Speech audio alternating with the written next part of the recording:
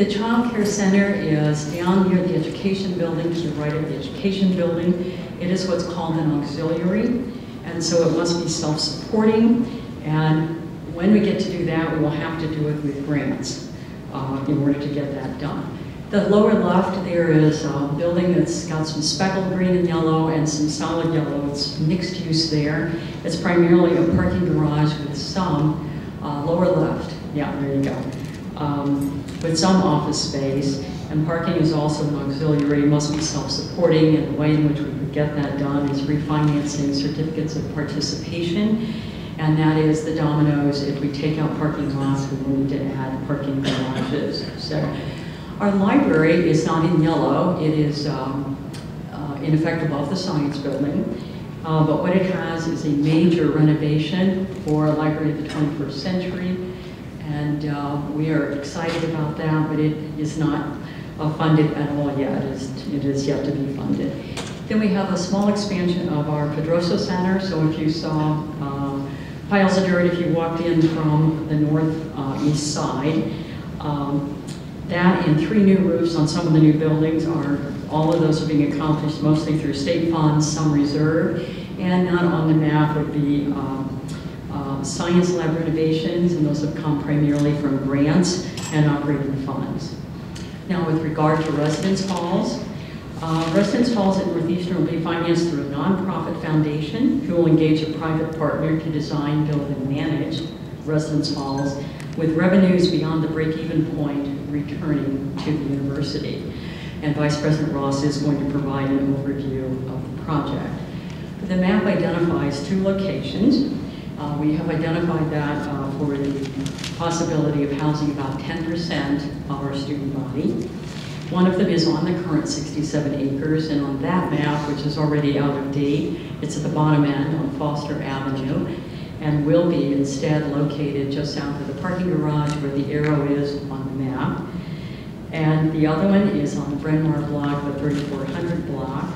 And the question I think always is, why did you choose that? So I want to review that quickly.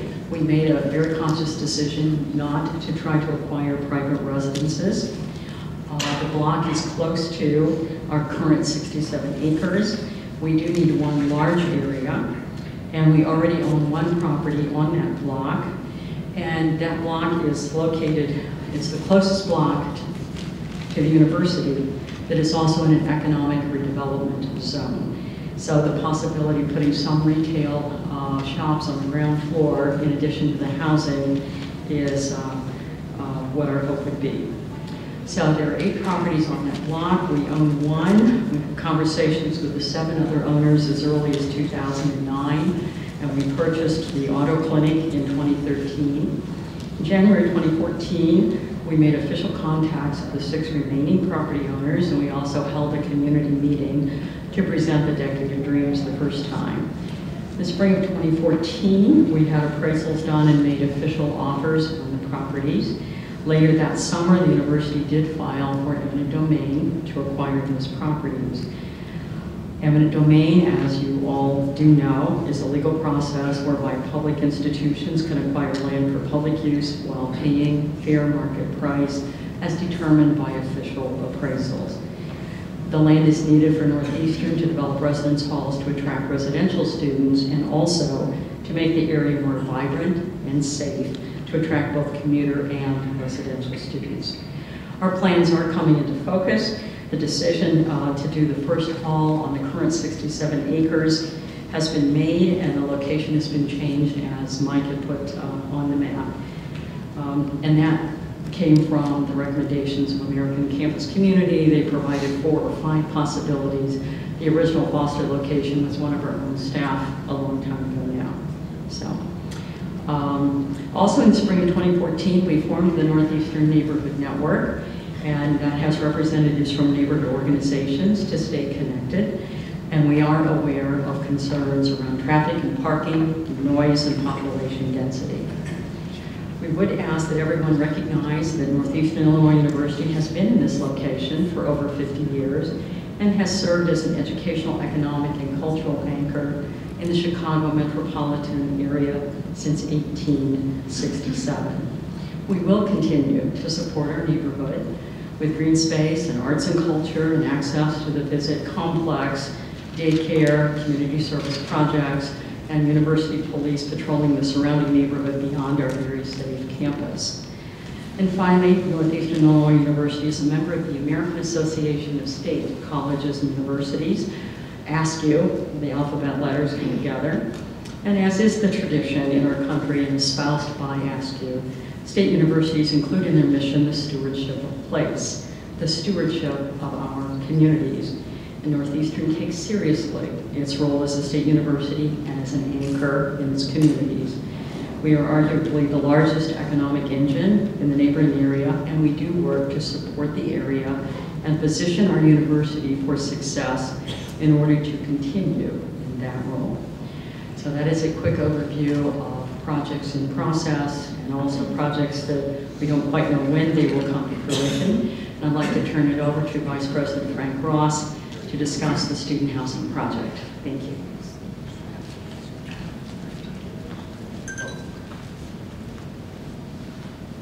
Good evening. It's good to see such a large crowd this evening for the conversation. Thank you for coming. So I've been working with student housing for 20 years on a number of campuses. And on 2 of those campuses, I've had the opportunity to work with developing new housing. And one of the questions that I get from many people on those campuses is why? Why are you building student housing? Why is the university doing this? So I want to give you 3 reasons why we build student housing. The first reason is for recruitment. And across the country, student housing is identified as an increasingly important factor in recruiting new students. For many years, our university's own admissions staff tell us that they've spoken with many students that would be interested in coming to study at Northeastern but choose not to come here because we don't have on-campus housing facilities, and they choose to go somewhere else. The development of student housing at Northeastern will allow us to offer that on-campus living experience for students who want it. And as our enrollment numbers have been slightly declining over time, the addition of student housing is an important and strategic decision that will have a positive impact on the university's ability to recruit students.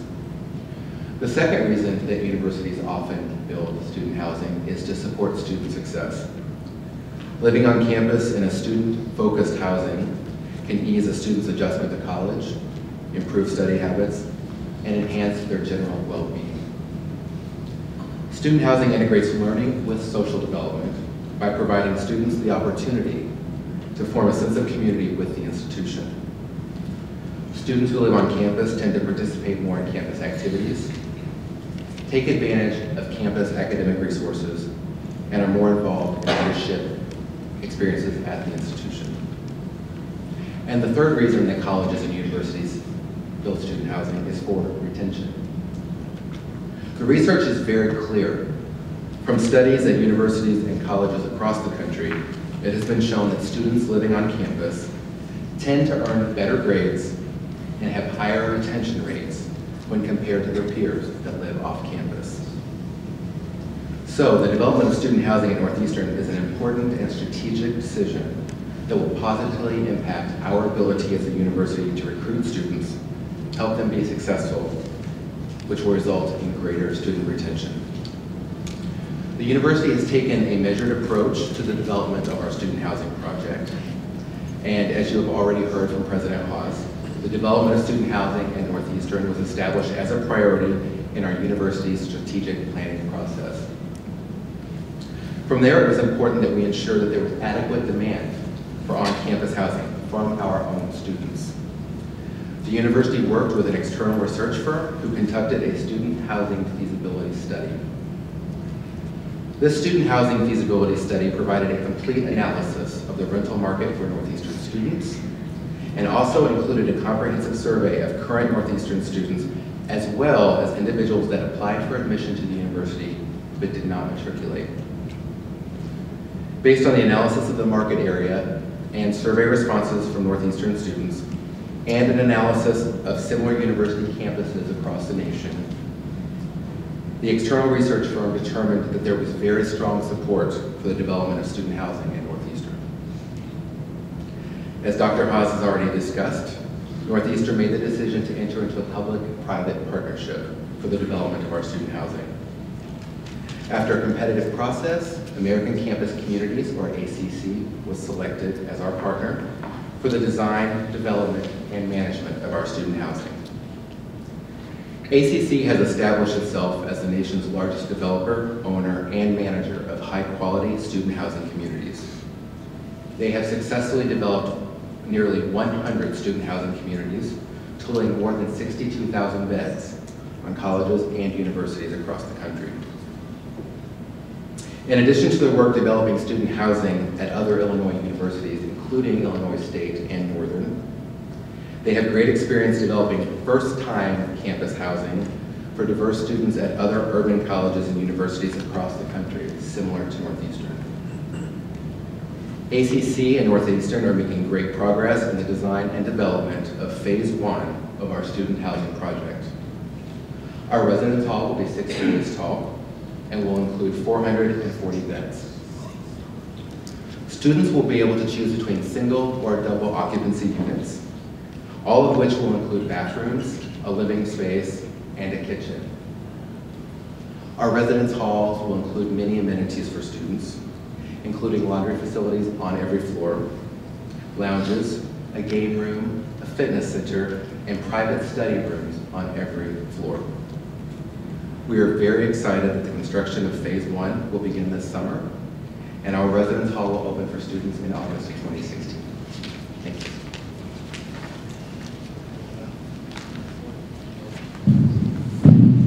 Thank you, Dr. Ross. The next portion of tonight's event is the public comments portion. A couple of notes before we start. Like Carmen had mentioned, we're happy to report that all of those who had initially requested to participate in the public comment section, all of those requests have been granted. Secondly, public comments will be limited to 2 minutes per person in order to accommodate all of the speakers and also to be respectful of everyone's time so that we end and we conclude this event in a timely manner. And that during the 2 minutes, we will be providing speakers a 30-second heads up before the 2 minutes is over. And we ask that all speakers, if you can, please use the microphone in the middle of the room, and using the microphone ensures that we capture the audio again for the recording that we will be making available after the meeting. So with that, can I leave it up to you, Carmen, to introduce our speakers?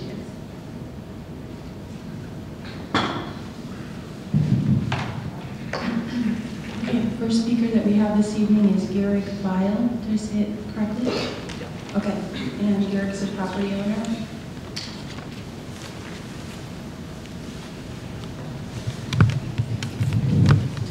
Good evening. In 1978, San Francisco City Councilman Harvey Milk delivered a message on hope that is still relevant today. He said, "I can't forget the looks on faces of people who've lost hope.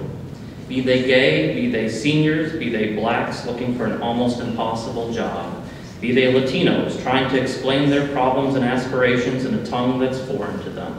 I personally will never forget that people are more important than buildings." Those words ring true here on Bryn Mawr, don't they, Sharon? You've put buildings and money ahead of people, their lives, their livelihood, their dreams. So today I'm asking you to stop short. You already own all the properties west of my parents' property on Bryn Mawr. I'm asking you right now, are you willing to stop short? This isn't the board meeting, you don't have board rules, you can respond. Unfortunately, this isn't an opportunity for the panel to respond. We're going to reserve that for the question and answer portion. Right.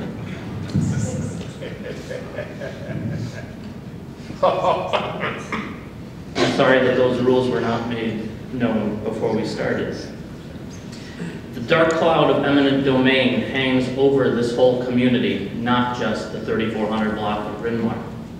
will you today, during the question and answer period, commit to a 100-year moratorium on the use of eminent domain by Northeastern Illinois University? And since your words have rung hollow for those of us on Bryn Mawr, no, I have more time because I was interrupted by a rules clarification. I actually deducted the No, okay. So, will you commit verbally tonight, and will you direct General Counsel Melissa Reardon Henry to issue a letter of commitment to every property owner in this community to state that you will not pursue eminent domain against their properties for a period of 100 years? Those of you in the community who support me and support all the owners and who are standing opposed to eminent domain, please stand up.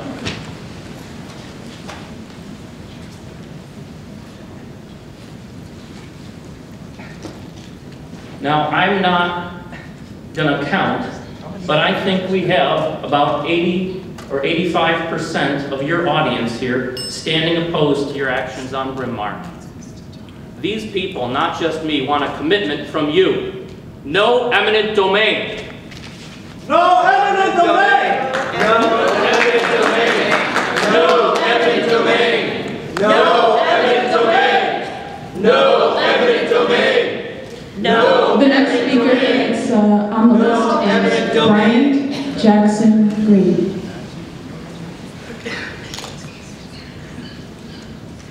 Is Bryant here? Bryant Jackson Green? Okay, I'll hold his name to the end. If the next person wants to come up, Gary Goldblatt.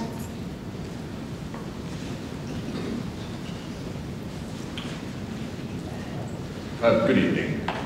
May I ask if there are any other rules that are going to be imposed on speakers that have not been announced so far? I'll take that as a no. If you make any more up as we go along, just let me know if you would, or let us know. It would be very helpful. My name is Gary Goldblatt. I am an attorney and a community member who has attended or been involved with Northeastern for over 25 years. I served many years in student government, including president. I am here to thank the NEIU president and administration for initiating and persisting in their condemnation efforts. It so clearly shows, beyond any shadow of a doubt, that Northeastern no longer serves any useful purpose for this community and the people of Illinois, and it must be shut down. Northeastern's mission is to provide low-cost education to Illinois residents. Tuition has doubled and tripled, while administrators' salaries double and triple. Raises are paid every year. Many administrators, including the president, get paid more than the governor. And we're not talking about the governor's $1 salary, the governor's official salary. These administrators have failed in their mission and deserve to be fired for that reason alone. Administrators' jobs are to allocate resources to accomplish the mission of the institution. But they raise their salaries and cancel required courses because there is no money. Enrollment declines. Again, they have utterly failed in their jobs. The condemnation effort is to serve the administrator's need for more revenue, in part for salary increases. This is not the mission of the university. The condemnation effort seeks to serve non-resident students, those from across the nation, as Dr. Ross pointed out. 30 seconds, thank you. This is not the mission of the university. Again, the administration has failed in their job. Straight F's mean getting kicked out of school. But at Northeastern, failure is rewarded. How many administrators get raises from your tax dollars after they successfully put children out of their homes or closed a family business? Do the administrators gather to congratulate each other every time another family is evicted? You're at 2 minutes. I know you can't answer that question. Thank you. Thank you. Not necessarily a rule, but a friendly reminder, those who have cell phones, you may want to lower the sound or turn them up. The next person on the list is Christina Walsh, the Director of Activism and Coalitions with the Institute for Justice in Virginia. Thank you. Thank you for the opportunity to speak today. I'm here representing the Institute for Justice, a national public interest law firm dedicated to fighting for private property rights nationwide. We are here today to stand in support of the West Bryn Mawr Avenue property and business owners against NEIU's attempted land grab. And that is exactly what this is, a bold-faced land grab. The government's power of eminent domain is only supposed to be used when it is necessary to accomplish a public use. Otherwise, nobody's property is safe. Over half of NEIU's property is not developed.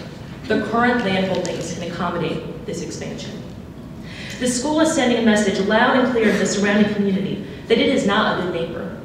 If the West Bryn Mawr Avenue properties can be condemned for an elusive expansion, whose homes and businesses will be next? It is sending a message loud and clear to its students that NEIU is a bully, that it does not follow its own mission of preparing a diverse community of students for leadership and service in our region. Strong-arming and destroying the businesses and livelihoods of hardworking entrepreneurs and immigrant families and steamrolling over their rights is not an example of good leadership nor of service to your region. And it is sending a message to alumni that they should be ashamed of their school.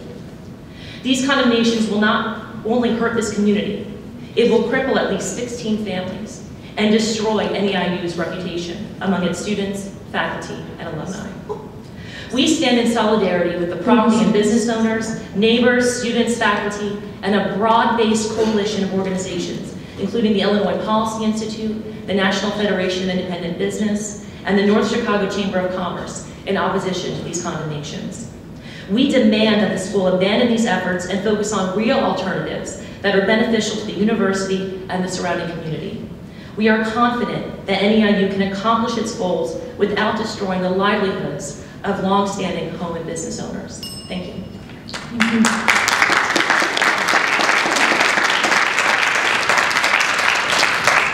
Our next speaker is Robert Murphy.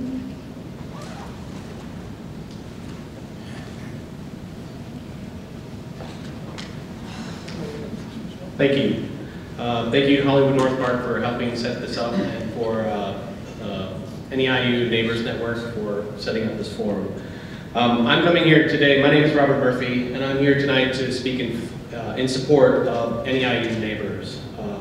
Support for community input, support for community voice, support for a transparent process, and support where there should be clear goals where what's going to happen will benefit both.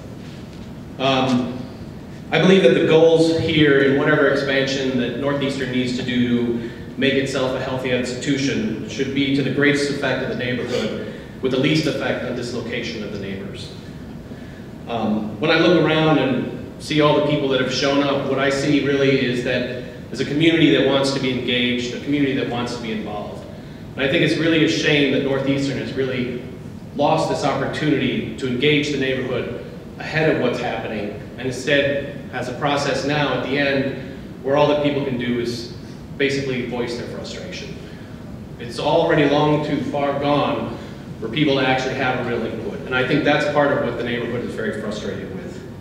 I think it's very instructive that in your comments, President Haas, that you said there's a hope that on Bryn Mawr, when you put those new dorms in, that there might be commercial on the first floor. Well, I believe that what people are expecting, if there is to be any sort of redevelopment of this neighborhood, is that there would be commercial and that it would be to the benefit. But there are no guarantees, apparently, that that's actually going to happen. So what is the process here? How come people aren't more involved? Why isn't this more open? This is what I think is really a problem. I want to say that the owners, and in support of what the Institute for Justice said, that this is a process, eminent domain, which is the last possible resort, and it doesn't seem like the university actually had gotten to that point. Thank you very much.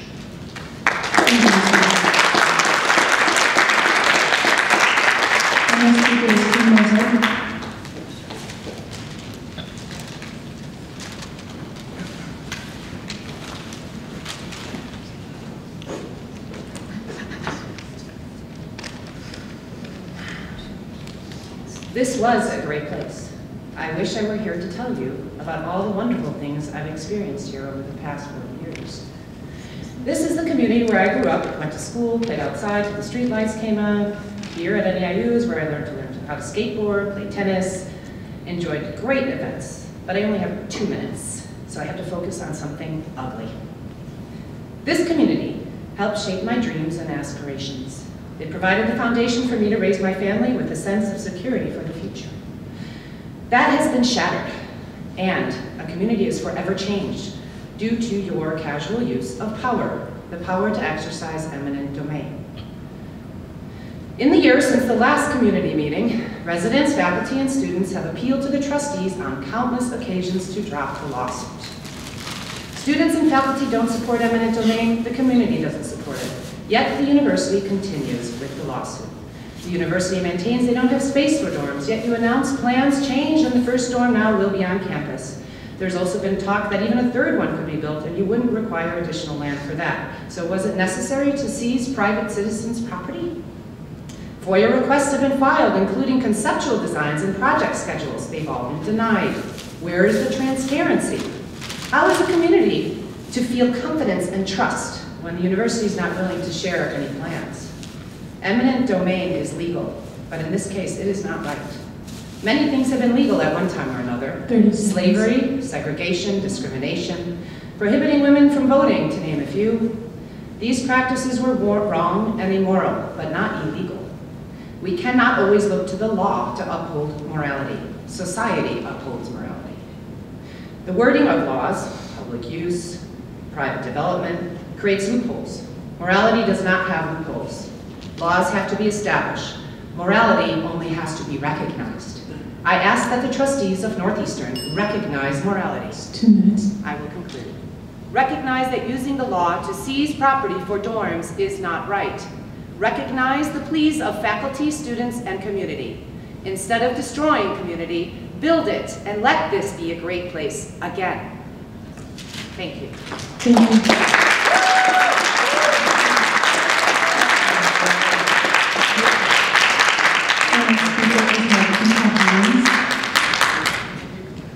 Is it really necessary to turn the microphone off for 2 minutes? That seems really unnecessary. It's another rule that they just imposed. Very rude. You should know better than that.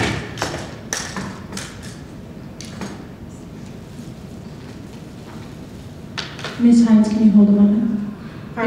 Can you hold for a moment? Yes. If the person holding the volume for the mics could give me a moment to ring the bell twice before we cut the mic, that'd be great. Thank you. Okay, ready when you are. Thank you, NEIU, for tonight's forum, and thank you, Hollywood North Park Community Association, for your coordinating role as well. You know, with the unrest in Baltimore right now and tragic lives lost in Nepal, I've been thinking a lot about what I can just do as one person to help, to make some small changes or big changes, to be part of solutions. And I saw this quote I'd like to share from Dr. Martin Luther King Jr. Life's most persistent and urgent question is, what are you doing for others? So I'm thinking about that for myself, and I'm also thinking about it, directing it to NEIU, to President Haas. I live on Bernard Street, just right back here between Catalpa and Bryn Mawr. If I had a good arm, I could, throw a baseball onto the campus. I'm not a ball player, though. I'm a runner, though. Well, not lately. And I've run around this campus a lot, and I love it. It's beautiful. I like the neighborhood. I run through the neighborhood, North Park. My husband and I are part of this neighborhood. NEIU is part of this neighborhood. We're all part of this community. And I don't know all of my neighbors, but I know some, and for 19 years, I've been happy to have good neighbors. Lately, NEIU, and this hurts me to say, you're not a good neighbor. To use eminent domain to disrupt this community means you are not looking out for us, not looking out for our best interests, not listening, dare I say not caring, not a good neighbor. 30 seconds. You want to use eminent domain to kick out established businesses, not blighted. Build dorms on Bryn Mawr. I like the businesses we have here. I go to the hair salon, Hunan Walk, the Breakfast Club, the stores. What kind of impact will we all experience, all of us here, all of us neighbors, when they're kicked out? President Haas, dare I say, I just don't think you care. You're not impacted. The board of trustees, 6 of them, I know they're not here, don't even live in Chicago. They're not impacted. But we are. It's 2 minutes. NEIU is a neighbor, also a leader, and as a leader, Benjamin Disraeli said, I must follow the people. Am I not their leader? Be a good neighbor, be a good leader. Stop eminent domain.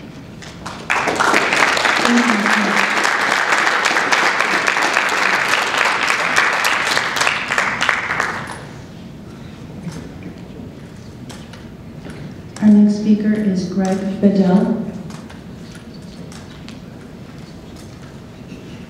Good evening. Thank you for giving me the opportunity to speak tonight. And my name is Greg Bedell, an attorney with a practice in Chicago, but I was a candidate in this past election for state representative in the district that encompasses this campus, and I've been asked to give a few comments about the legal aspects of how we got into this morass today. Ladies and gentlemen, even the greatest of human institutions are fallible. People make mistakes. And the United States Supreme Court made a very big mistake in the case of Kelo versus the City of London. In that case, Justice Stevens read the plain words public use in the Fifth Amendment and concluded that today it really means public benefit, which opened up a whole host of new possibilities. Now what is called the taking clause of the Fifth Amendment reads, nor shall private property be taken for public benefit, not public use anymore, without just compensation. So now eminent domain allows the government to take by the force of law private property, not just for roads, not just for airports, not just for parks, but for economic development. Something you made very clear, President Haas, in many of your presentations, and you suggested it tonight as well. What are the limits on that? You told us what the limits are, President. Your dreams and the dreams of the trustees of this university, of what they want to see. They are limitless, and that is terrifying to the people of this neighborhood. You think you are a benefit. Yes, you have been. But you are creating an emotion that is severely affecting this community. Not only that, you're affecting land prices. There's one other item I want to focus on, and one other aspect that is particularly troubling here. None of the people that are responsible for the decision by NEIU to engage in eminent domain are politically accountable. None of you are elected. None of you will have to speak to the voters of this community for your decisions. That is not the way our constitutional protections are supposed to work.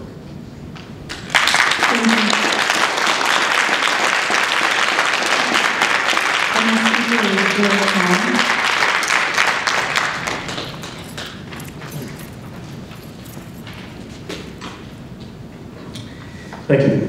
My name is Bill Tong. I'm here to tell you how my family's story represented our version of the American dream, whose legacy faces destruction by the eminent domain seizure by my alma mater, NEIU. My family has lived and worked in this neighborhood since 1947. I am the American-born son, grandson, and great-grandson of Chinese immigrants. My great-grandfather worked in a Chinese restaurant in the South Loop from 1906 to 1924, when my grandfather, Tan Sun Tong, arrived from China.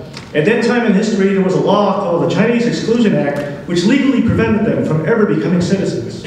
My grandfather got drafted in the U.S. Army in World War II in 1941. Being literate in Chinese and English, Grandpa soon realized that being a GI provided him a path to citizenship that was not otherwise possible. It allowed him to bring his family over from China after a 14-year separation. It allowed him to open and run his own business. In 1947, at 3336 West Bryn Mawr, Grandpa, Grandma, my mother, my father, Jerry Tong, and my Aunt Yolanda bought and operated the Lee, a Chinese takeout restaurant. They commuted 20 miles every day from Chinatown, worked 10 and 11-hour days, 363 days a year for 7 long years, which allowed them to build a new and larger restaurant at 3411 West Bryn Mawr. And this is what the university wants to take. It was called Tong's Tea Garden. My father had just gotten back from serving the U.S. Army in Korea to staff the restaurant. By living in the second-floor apartment above the restaurant, my family avoided the problem of housing discrimination and the long commute. In 1970, my family spent a fortune remodeling and adding a dining room to Tong's Tea Garden. My younger sisters and I grew up working there. In 1984, my dad retired early, rented out the restaurant, and that provided him the bulk of his retirement income. If our property is seized by eminent domain to be destroyed by the wrecking ball, the tradition that a Chinese son must preserve his father's accomplishments for future generations will also be destroyed. You're at 2 minutes. This eminent domain action is un-American and must be stopped. Thank you.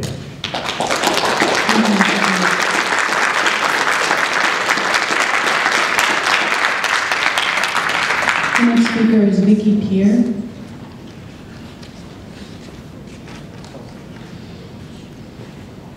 Hi, my name is Vicki Pierre and I'm a student here at NEIU. I just want to make it clear before I start that I'm speaking primarily tonight to the residents and the community members, not so much the NEIU administration. Unfortunately, time and time again, they've made it very clear that they have little to no value for student concerns. I want all of you residents to know that students are opposed to this. I want you to know that we don't support eminent domain and the construction of off-campus residence halls. Students, faculty, alumni, residents, property owners, and business owners oppose what NEIU has been doing.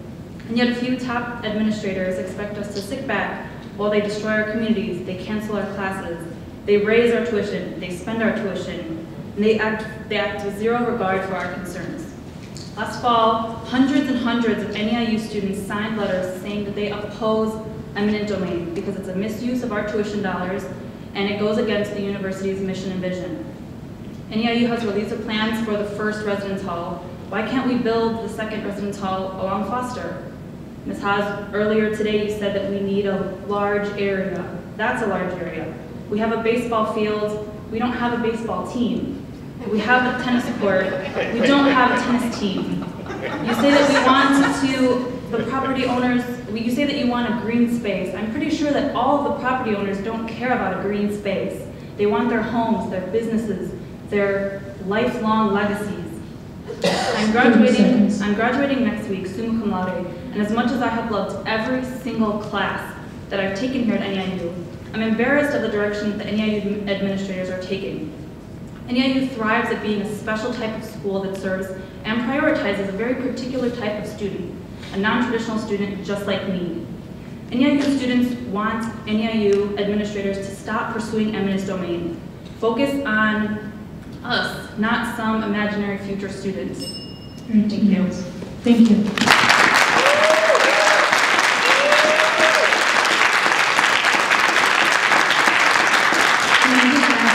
Did Brian Jackson Green make it into the room? Brian Jackson Green?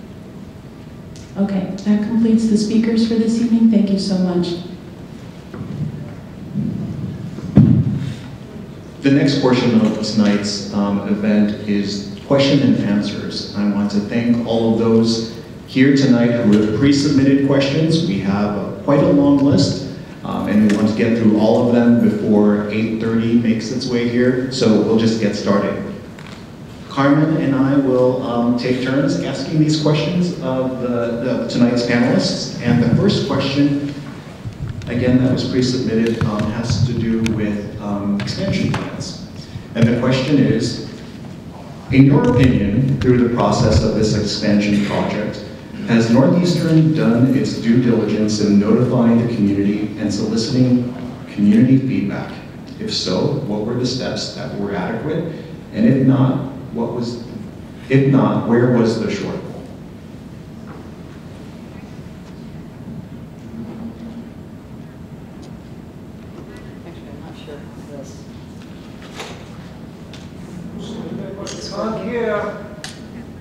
Is it working now? Am I close enough? Okay, thank you for that question. Can't hear you. Can we say who submitted that question? Does the questioner have an objection? No, that was submitted by Dale, a neighbor. Wave, Dale. Can you hear me now, ladies and gentlemen? Yes. Okay, yeah. I do think that I'm going to describe the steps that we've taken, and I think that you'll need to be the judge of whether those are adequate in terms of notification and opportunity for feedback, because I think people would have different views of that. But all of our work in terms of planning has been public, beginning with our strategic plan in 2008. And we have a component that says add a residential life component consistent with the mission of the university. Over 600 people participated in that, including students, faculty, staff, alumni, and community members. Preliminary housing feasibility studies were enacted to determine whether to pursue this. We also visited student housing at other universities and explored mechanisms for development. All of that is public knowledge as well. We identified a university officer to develop and respond to the community on a variety of topics. That is currently Mike Dazan, our Chief Communications Officer. We did hold the community meeting last January to present to the community, having presented first to the university community with regard to our plans. We established the Northeastern Neighborhood Network last year. It's been mentioned already. We have created a new website, neiu.edu/neighbors, to keep our communities apprised of the new developments and announcements, online archive, frequently asked questions, and so forth, and there is a feedback mechanism within that as well. We also began circulating a monthly e-newsletter earlier this year for those who would prefer to have that by email.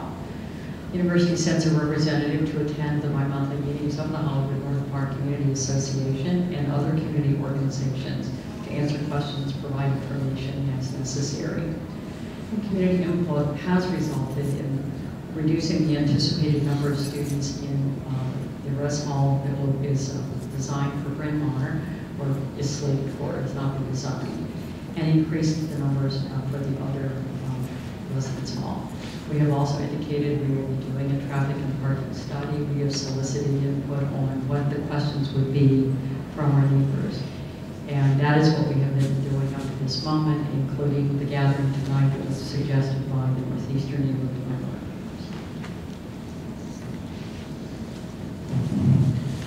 The next question comes to us from Marcos Feldman. He's a Northeastern Illinois University professor, and the question is, did the NEIU administration conduct strategic planning with the inclusion of a representative sample of faculty and students in order to develop its student housing plans?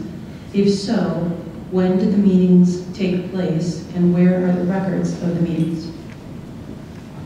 I will also answer that question. I promise I'm not going to be answering all of them. They have been divided among the panel, but that one also came to me. Yes, of course, strategic planning included faculty and students as well as others, as I mentioned. We can't really hear very well. I'm sorry, it's not. Does this work any better? Yeah, much better. All right, try that instead. You know, I think I've already mentioned in preparation for launching our housing, we commissioned the preliminary market feasibility study, sent a team to visit other universities, studied mechanisms, joined the Association of College and University Housing Officers. Our point in the strategic plan that I just quoted a moment ago was reviewed in the spring of 2014 with the university community, with a resolution of support from the Faculty Senate, a detailed discussion with the Student Government Association. It was also addressed in meetings with the administrative team, the University Planning and Budget Council, the Alumni Advisory Board, the Foundation Board, and of course the Board of Trustees. Also included were things like the State of the University addresses, electronic communications on updates and progress. The records and minutes of all of these things are available in the public Northeastern's materials. The next question also comes from NEIU Professor Marcos Feldman. How will NEIU compensate the small business tenants who will be displaced from their current places of business along Bryn Mawr if NEIU prevails against the property owners in court? And this question is mine. The university will pay relocation expenses as stipulated in the Federal Uniform Relocation Assistance Act and in accordance with the state eminent domain statute. We have engaged a professional relocation specialist to assist tenants, and she has contacted each tenant of the affected properties and offered to share her considerable experience, expertise, and resources. I'm sorry, could you repeat for me? The way this works is the university pays for the relocation of the property owner and the tenant? Correct. Good, thank you. That's an inaccurate. Okay. If we get through all of these questions in a timely way, there's also going to be a little bit of extra time at the end for open mic. So if you're keeping notes like I am, maybe we can circle back to some of these to clarify. Okay. The next question, and in fact several more in the series here, come from Professor Feldman. What evidence or justification does NEIU President Haas have for claiming that the small businesses along Bryn Mawr between Bernard and Kimball are decaying and in need of redevelopment? Thank you for that question. I want to correct the record. It is not on Bryn Mawr between Bernard and Kimball. I've always described this as between Bernard and Kedzie. Regardless, between Bernard and Kimball, the property that is now the Breakfast Club, which I am pleased that it is thriving, but it's been vacant for many, many years. And the ground floor space in that same building on Kimball remains vacant. But if one walks those 5 blocks, you will see many vacant storefronts. We have had in our College of Business and Management class project about economic redevelopment along there, but we don't have to take the word of any of those folks. The City of Chicago has declared all of those blocks part of an economic redevelopment zone.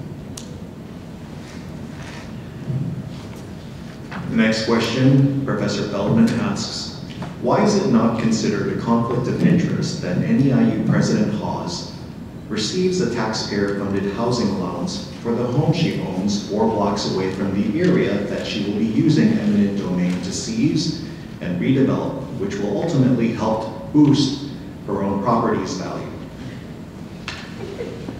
Okay, I'm taking this question. My mic definitely works here. I'm the university's ethics officer, and I want to point out 2 things before I answer this question. The first is that I don't report directly to President Haas, and the second is that I am required to independently investigate any ethics issues by virtue of the state ethics office. So I'm required to independently investigate an ethics situation involving any employee of the university, including anyone on this panel.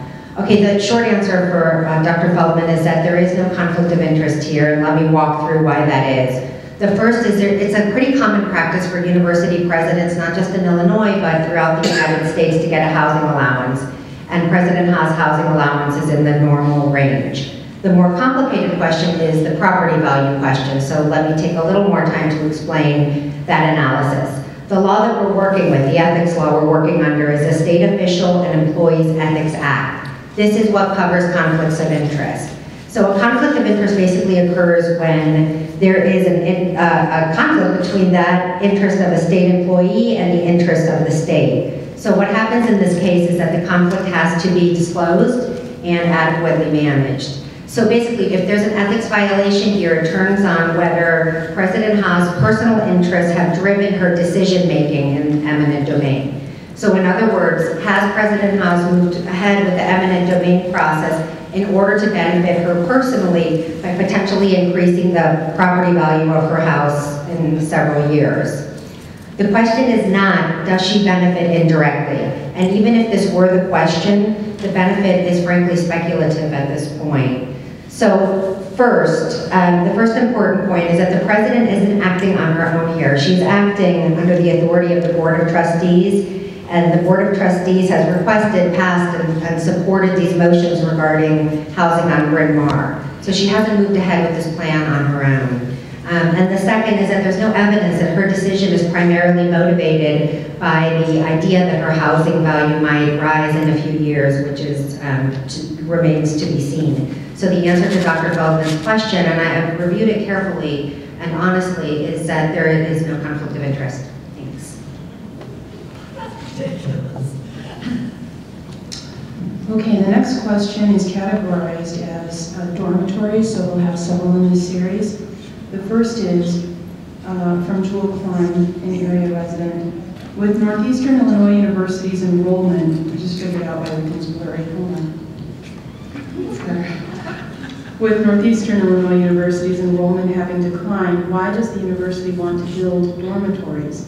What is the motivation for student housing, and what evidence does the university have that student housing is needed? I'll take that question. I addressed that in my opening remarks, so I'll just recap. As Dr. Haas mentioned earlier this evening, the initial desire to build residence halls at Northeastern stems from the work of Northeastern students, staff, faculty, administrators, alumni, and community members who developed the university's strategic plan. As I also mentioned earlier, there is significant evidence from colleges and universities across the country suggesting that residence halls have a positive impact on the ability to recruit and retain students. In fact, our partner, ACC, has great experience with urban colleges and universities, similar to Northeastern, in developing first-time student housing that has resulted in higher enrollment. So to respond directly to this question, are universities declining enrollment? And the desire to positively impact recruitment and retention is a strong motivator for the development of our residence halls. The next question also comes from Professor Feldman.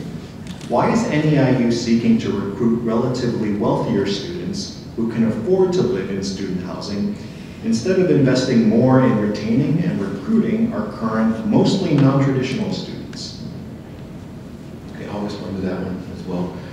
There are no efforts in place to change the type of students that we recruit to Northeastern.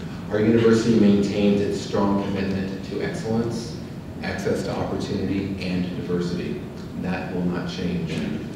Our goal is to provide a high-quality, affordable housing option for Northeastern students, right on campus near their classes and other resources. And students who live in a residence hall can use their financial aid directly to pay for their monthly rent. As has been mentioned several times this evening, student housing provides a college or university tremendous potential to recruit and retain students. And so by developing student housing, we are investing in our students. When it comes to recruiting and retaining students, we should not take a bifurcated approach, recruiting this group of students or recruiting that group of students, or retaining this group of students or that group of students. Instead, the university should continue its good work to retain all students. And this requires many different strategies. Student housing is one of those strategies that has been proven to be successful in retaining students.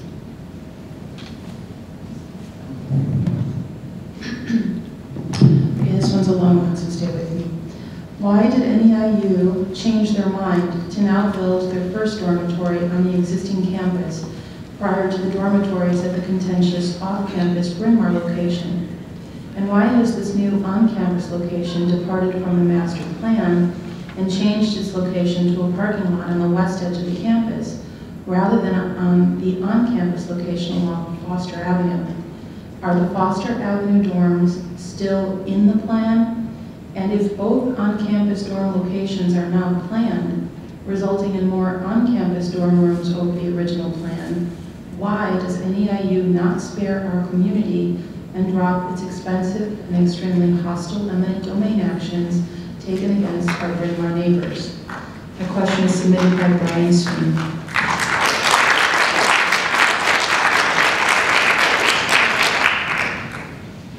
Thank you. The reason Shame on eminent domain. Shame on eminent domain. Shame on eminent domain. Shame on eminent domain. Shame on eminent domain. Shame on eminent domain. Shame on eminent domain. Shame on Sheriff Hall. Shame on Sheriff. Shame on Sheriff. Would you like me to repeat the question? I think that we can move on because the answer will provide the context. Thank you. The reason we are doing the phase one on the current 67 acres is really a practical matter. We wish to begin this process and have student housing, and the property acquisition is underway but is not complete. We did change the location on the current 67 acres from the Foster location to south of the parking garage.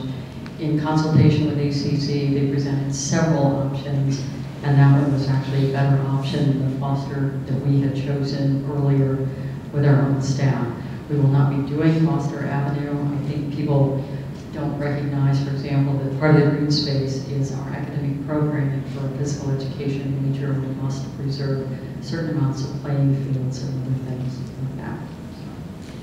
So if you don't mind, I'm going to ask you a follow-up to that. I think there's a little bit of frustration around the idea that one of the original presentations to us on this project was that In order to recruit and retain students and to kind of regain popularity among the college-going crowd, you needed presence on the major avenues, and that was one of the primary reasons for locating a dormitory on Foster Avenue. If the university's space can handle that interior dorm that you now have planned, and that doesn't in any way take away from that Foster side, it is a little difficult to understand why Bryn Mawr is preferable to Foster. Can you elaborate on that? Well, I think first of all, Bryn Mawr is preferable to Foster because the university's identity is more anchored in Bryn Mawr. Secondly, I think the economic redevelopment question, that zone is on Bryn Mawr, that zone is not on Foster. And I think thirdly, there's a question coming later around parking and parking spaces, and as we take out some parking spaces, which was not the original plan, we may have to use the edge of Foster to put back some of the parking spaces. Thank you. This next question was submitted by NEIU student Vicky Beard. Instead of continuing the pursuit for off-campus land via eminent domain, why didn't NEIU add a few more levels onto the L-shaped residence hall they are about to build? The cost per square foot of construction increases substantially with building height after decreasing for the first 3 to 5 floors. This is due to the increased structural cost needed to support upper floor weight and to resist wind stress, and also the increased cost of construction due to greater materials transport height from the ground, requiring larger cranes and transport mechanisms. Our developer, American Campus Communities, recommended 440 beds in a 6-story configuration as the most cost-effective first phase of residence hall development. Northeastern's long-range plan is to provide residence for about 10% of its student population.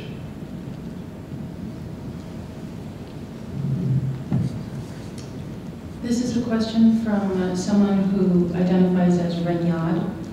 Is there any existing documentation from anyone at American Campus Communities and its representatives that indicates that ACC would be unwilling to proceed with their residential development partnership with NEIU in its present form if NEIU were to abandon its quest to acquire the Bryn Mawr properties and instead choose to locate both phases of residential development within NEIU's current footprint?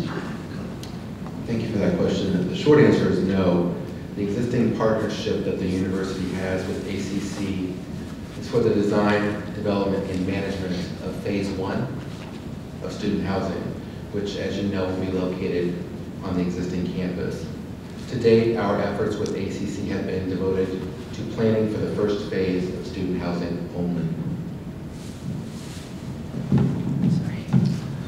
We now go to a group of questions that relate to traffic and parking. The first one was submitted by Jane Friedman, resident of North Park. Bryn Mawr is already very congested in the morning and afternoon. If the NEIU road between Foster and Bryn Mawr will be closed during construction, it's likely there may be additional traffic along Bryn Mawr. Is a traffic study being commissioned, and will it be finished before construction begins? How will residents be notified of the results? And I'm the lucky person who gets most of the parking questions. The access road along the west edge of the campus between Bryn Mawr and Foster Avenues will remain open during the construction process. Northeastern will be conducting a traffic study prior to the construction of the Phase 2 residence site, as residents will be notified of the results via university media communications and community meetings. Okay, I'm looking at the clock and looking at the number of questions we have, so I'm going to move a little faster. Hope Mike does too, and then we all could. What are NEIU's plans for expansion of the daycare center 5 years out? How does the university plan on alleviating the traffic congestion it creates? And Jewel Klein is the person asking the question. Thank you. Plans to double our daycare capacity to 200 children from 100 are based on the demand from students, faculty, staff, and community. Traffic congestion will need to be addressed in our traffic study. The preliminary concept we have is a pull-off remember that this one will need grant funds to be able to be built. What was your last sentence? We will need grant funds in order to build this. This does not have any funding identified at this point. The next question comes from L. Bowler, a North Park resident. With no new parking options and 400 plus student dorm rooms, not including the new dorms being proposed on Bryn Mawr, where are the 400 plus new cars going to park? What about parking for existing commuter students and existing parking lots being torn down to build the dorm?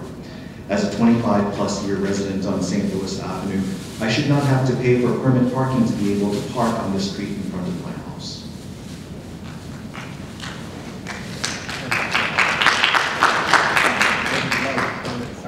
There are 2,748 parking spaces at the main campus, and during peak parking periods, less than 75% of those spaces are occupied. Now, many of the residence hall occupants are expected to be international students and out-of-state students who will not have vehicles. About 253 spaces will be lost for the Phase 1 residence hall, and we have engaged a parking consultant to review possible locations for replacement parking.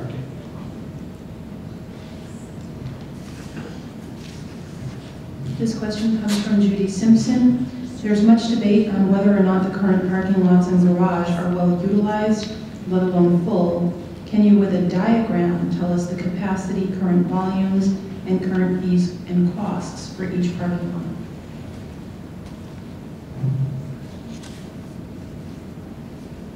lot? There's a parking map presented here. It's also available on our website. And a list of parking area capacities and rates will be provided along with the summary of this meeting. The parking lots and the parking garage together have a vacancy rate of more than 25% during peak parking periods. Much of that capacity has been in Lot L, which is towards the southwest corner of the campus. However, the location of the new education building, planned for completion in January 2018, will make parking lot L more attractive and perhaps free some capacity closer to Bryn Mawr Avenue. The next traffic and parking question also comes from Judy Simpson. I've heard there are state laws that dictate parking fees at NEIU. What are they? Can they be changed if unreasonably restricting? How could you make parking on campus more attractive so more students would opt to park on NEIU property than on the street? Northeastern is required by state statutes to cover all costs of parking via parking fees charged to faculty, staff, students, and visitors. This includes the cost of construction, maintenance, snow plowing, and all operations. We're not allowed to use state appropriations or tuition revenues to cover parking expenses. The bond financing used for construction of the parking facility also requires recovery of adequate revenues to pay the cost of that debt for construction costs.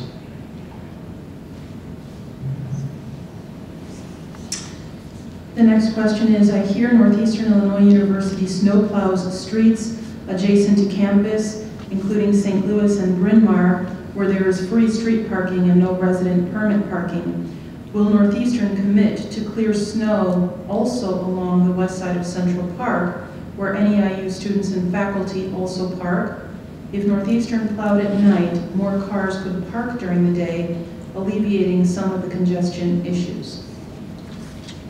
Northeastern does plow the access road along the west edge of the campus because that road is owned and maintained by Northeastern. It's not a city street.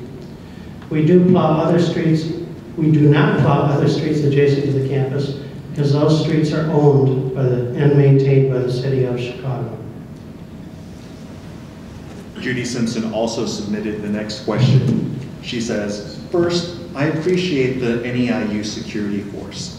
They patrol the neighborhood, listen to all CPD calls, and are usually the first responders to problems in the North Park neighborhood. But I've heard they are not allowed to issue tickets for parking. What would need to change to make that happen? Can the CPD delegate this responsibility to NEIU police? Would it need a city law change? Thank you for the question. University police are sworn law enforcement officers from the state, therefore we enforce state laws. We are not authorized to enforce city laws or city ordinances. In order for us to do that, the city comptroller would need to appoint us as agents of the city. Okay, we're moving on to safety. There's one question in this category, and the question is from Vicki Peer. We know that sexual assault is a major problem at colleges and universities nationwide. We also know that dorms and residential facilities are notoriously dangerous for young women college students. What specific measures does the university plan to take to ensure student safety? Okay, I really want to thank Ms. Peer for this question and for the opportunity to answer it. I'm answering wearing my other hat as the university's Title IX coordinator and as a person who wrote the university's sexual assault policy. She's right, campus sex assaults are an epidemic in the United States. And I can tell you at Northeastern, student safety is absolutely paramount. It's paramount for us as a university, and we have an excellent police department that makes sure that our students and our employees are safe. We are required by law to keep federal law to keep statistics online, and anyone can get on our website on the police link and look at our crime statistics. And you'll see that not only are we very low crime, but we have no sex assaults reported on this campus or any of our other locations. Having said that, it is a well-known fact that residence halls are a place where students are often not safe from sex assault, and it's not just women. Men are also victims, and they notoriously underreport. So it's women underreport for good reason, and men underreport as well. So it's really more than an epidemic. We're incredibly committed to keeping our students safe now, and when we have residence hall, we're committed not just to the tail end of it, to having good policies and to the punishment side of things. We're really deeply committed to the preventive side of it, to making sure that we have a strong policy and that our students know what sexual misconduct means, what consent means. There are so many offices that I work with in the university. This is my office, it's a Title IX office, but everyone is a part of, from student affairs to the police, to our resource centers, to our orientation leaders, in getting involved in educating our students and making sure that we are fighting and preventing any sex assault. So the last thing I'll do is give you a concrete example of exactly what we're doing, because it's one thing to say, we're opposed to it, we're against it, we never want it to happen here, but let me tell you exactly what we're doing in general and with respect to the residence halls. So one, all new students are required to do a training program on prevention and awareness of sex assault. That includes bystander intervention, which means basically we want our students to have each other's backs. We have programming and events, and I know some of you, I recognize your faces, you come to some of these programming and events throughout the year for sex assault and domestic violence. The police runs a really great SAFE training, that's self-defense awareness and familiarization exchange. We of course have our strong policy on sexual assault and sexual violence. Now when the residence halls are in place, every student who is in one of those residence halls is going to get sex harassment and sex assault prevention and awareness training, and every staff member who's involved in these halls will get that training as well. So I can tell you sexual violence is not welcome here, and we will do everything we can. I'm going to turn it over to Chief Lyon to tell you about the spectacular job he does. Thank you, and thank you for this question. As Natalie said, we are very committed to safety and security on campus. As she alluded to, you can look at our crime statistics on our website. We are required to keep those as an institution of higher learning. We also are proud of our No Levitt survey, and basically what that is a perception survey from our students to see how they perceive certain things here at the university. And one of those is safety, and I'm proud to say that it's the institutional strength for our university in terms of safety and security. So I'll speak just a minute about the residence halls and with respect to safety and security. The residence halls already have planned a multitude of security technologies that are going to go in the residence hall to make sure that our students are safe in the residence hall. We are also going to deploy a community-oriented policing approach to our residence hall. This is not the first time that I've been involved in residence halls. I've been at two other higher education institutions, one the second largest in the country. So I'm very familiar with the challenges that come along with residence halls on campus. So we are prepared to make sure that our students are safe and residents also. There appears to be one more question left. And this is a multi-part one. You saved the most complicated one for last, Carmen. This one was submitted by Judy Simpson as well. One of the reasons I moved close to NEIU was to take advantage of the arts and educational opportunities within walking distance. Can you develop a community resource, perhaps on the NEIU Neighborhood Network page, that lists free or discounted opportunities for North Park residents? I've heard there are the following benefits. Are there more? First one she asks about, and I'll ask them individually and give you an opportunity to answer. Are there community discounts for plays and concerts? Great, thank you. This is a great question, and I can actually touch on the individual questions. It might be more expedient for our time. Yes, most of the events hosted at the university are free and open to the public, and we encourage the university community and the external community to join us for these events.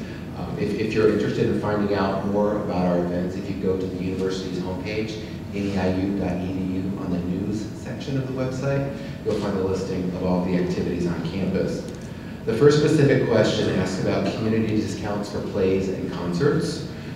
For many performances at the university, there is one general fee for attendees, and occasionally we do offer discounted rates for our students. You'll find that our events are very reasonable compared to other arts events downtown Chicago. Our neighbors can sign up for what we call our blue and gold membership, and this is a $30 membership which allows you a discount of between 10 and 20% off of tickets for every performance, so it's definitely a good value. If you're interested in learning more about the blue and gold membership program, again, there's information on our website under the alumni tab. And you can also, if you're close and want to visit the alumni office in person, they can help sign you up for that there. But can't you also access resources at the library if you have that number, that blue and gold? That's actually one of the questions. Good, thank you. The second component of this question asks about the university chorus and orchestra open to community member participation. Another good question. Our chorus and orchestra are primarily geared towards our students and faculty, and many of these are credit-bearing opportunities. However, the university opera production in the past has been open to members of the community for participation, and we understand from our friends in the music department that will continue. The third segment of this question asks about the community listeners program and asks if we can expand the program and better publicize this neighborhood benefit. Our community listeners program has evolved into a new program that launched earlier this year, and it's called the CAPE program. And CAPE is an acronym that stands for Community and Professional Education, CAPE. CAPE has a very modest cost. However, you can find more information on the CAPE program on our website, neiu.edu/CAPE, C-A-P-E. The next segment of this question asks about library access. Thank you. Do we have library access as community members, and can I use computers there? Sorry. Absolutely, the neighbors are welcome to enjoy the library and the computers absolutely free of charge. If you want to check out books and not a student, again, you need to purchase the $30 blue and gold membership from our alumni office. So access to the library is free of charge to the community. You can use the computers free of charge as well. But for you to be able to check out books, you need to have the blue and gold membership. Frank, can I just ask you quickly as a part of that, if you're a student but not an NEIU student, so for instance our neighborhood high school students who have to do research papers, does that count or do they need the membership too? That's a good question. I don't know. They do need the membership. Okay, thank you. And the final segment to this question asks about our recreation facilities, specifically being able to take a class, use a swimming pool, or the racquetball court. And yes, many community members take advantage of our physical education building.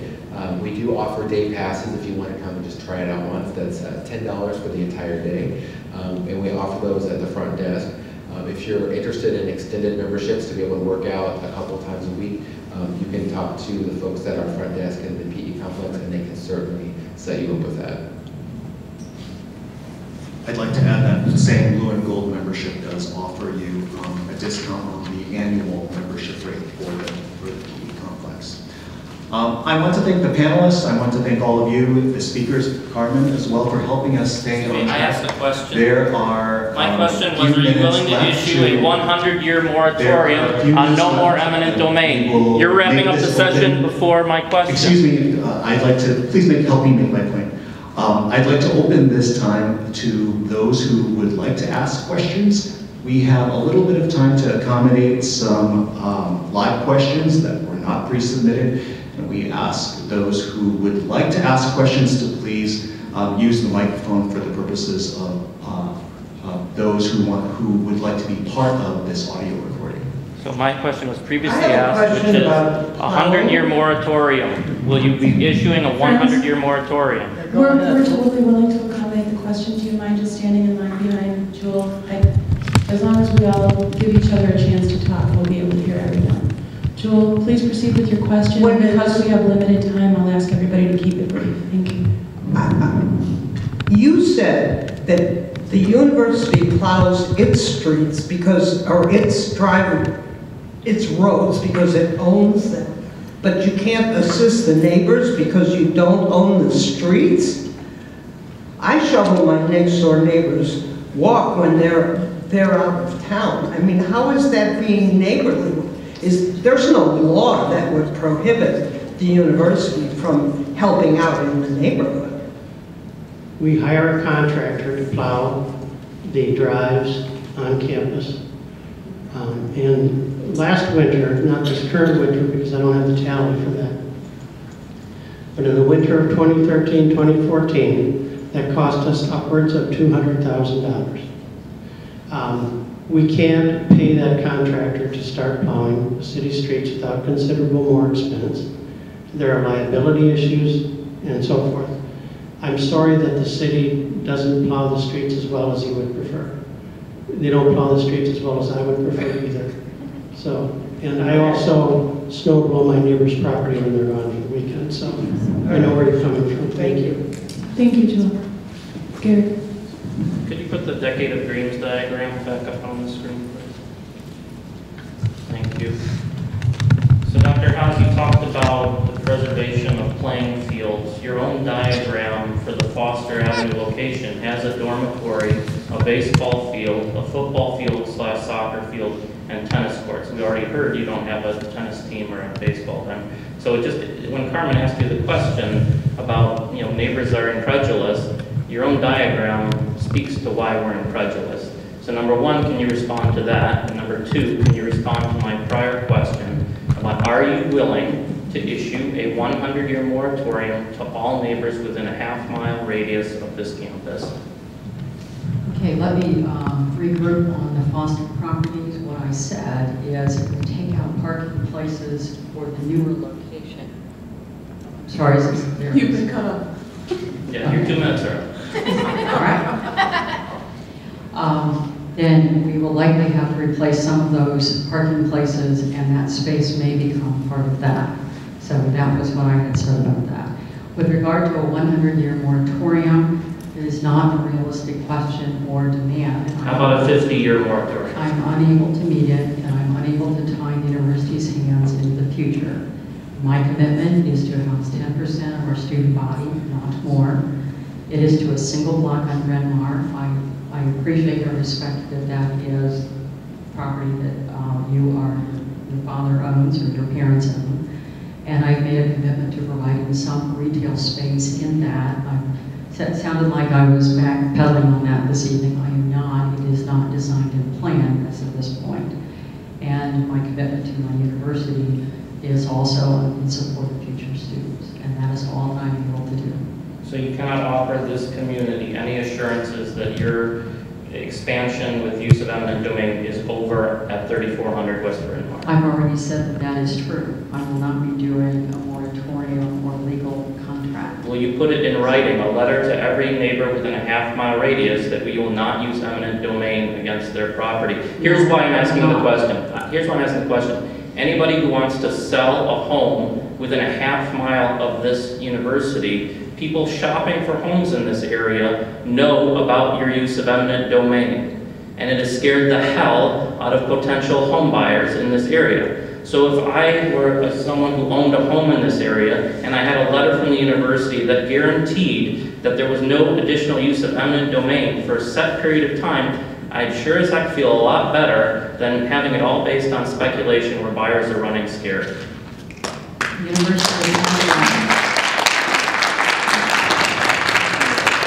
Is there anyone else who has any question? I took a couple notes, so I have two.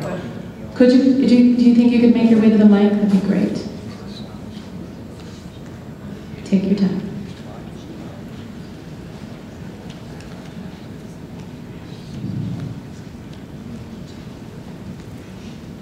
I'm Marilyn Abbott. I can understand why the university wants to establish student housing. However, I don't go along with forcing people to give up their homes and to be dug up in their homes and forced to relocate. What I think would be better is for the university to acquire neighborhood property through attrition. If people want to sell and move out of this community and make agreements with the university to give up their home, I think that's okay. But for people to be forced against their will to move out. There are families here with young children, there are elderly people here, people that have lived here a long time. It doesn't seem right to me and the way I was raised as an American citizen in this country. I think forcing people to give up their homes is against the principle of democracy. I think it's entirely wrong to enforce eminent domain. I think it is a very greedy move for the university to want to uproot families, senior citizens in this community. So, in summary, if the university is bent on acquiring property in this community for student housing, why can't they do it by attrition? If the neighbors want to sell their property and move, and they're offered more than a fair market value for their property, I would think that was all right. But for people to be forced against their will, I don't think that's right. Thank you.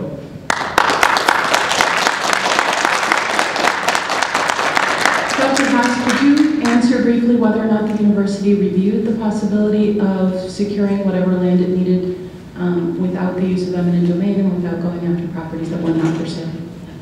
Well, I think the idea of trying to buy people's homes one at a time by attrition, let's just say across St. Louis Avenue, as an example, we made a conscious decision not to do that. There have been homes for sale, and we have not pursued those. I also think that if we were waiting on attrition, it will be decades before that might happen.